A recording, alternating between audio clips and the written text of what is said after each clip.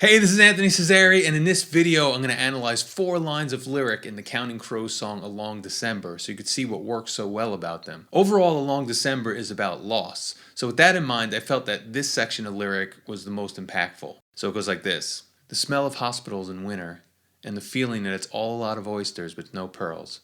All at once you look across a crowded room to see the way that light attaches to a girl. Now in a minute I'm going to talk about how these 4 lines all tie together to work as a whole, but first let's look at the lines one by one to see what they're doing on an individual basis. So we'll start with the first line, which says, the smell of hospitals in winter.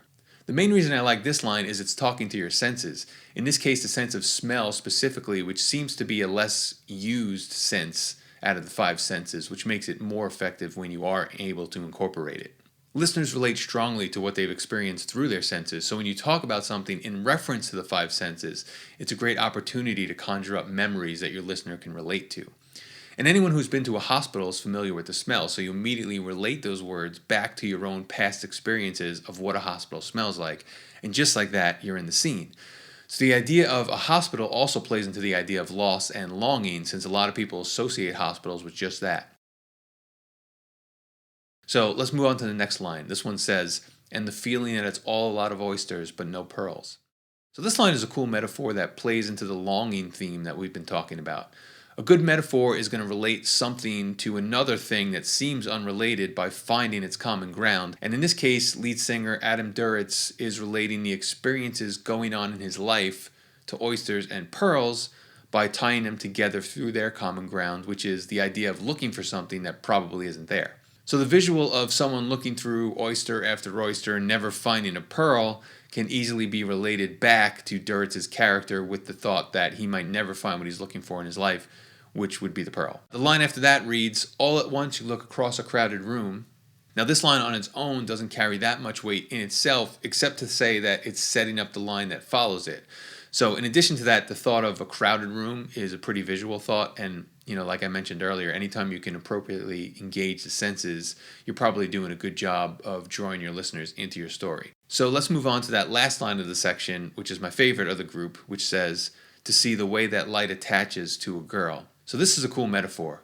As far as I know, light doesn't actually attach itself to something in the way that's described here, and at the very least, we don't normally think of it as acting in this way. The way it's being described makes it sound like it hits and sticks to something, almost like it's one of Spider-Man's webs or something like that. So that's why it's so cool when we see this light metaphor used that way here. It's unique to his writing and easy to visualize. Also, the thought of that light attaching to a girl takes us on a journey across that room.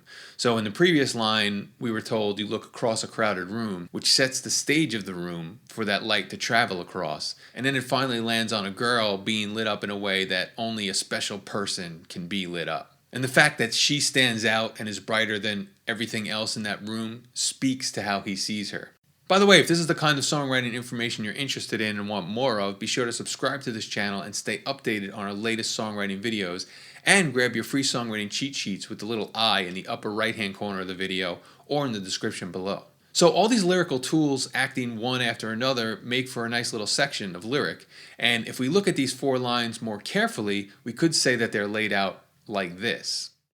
The first line is sense-bound language, the second line is a metaphor, the third line is sense-bound language again, and then the fourth line is another metaphor. And not that this layout of sense-bound language and then metaphor is any kind of rule or anything, but it just lets us organize our thoughts for the larger lyrical section. I also want to add that these 4 lines happen in one of the song's verses.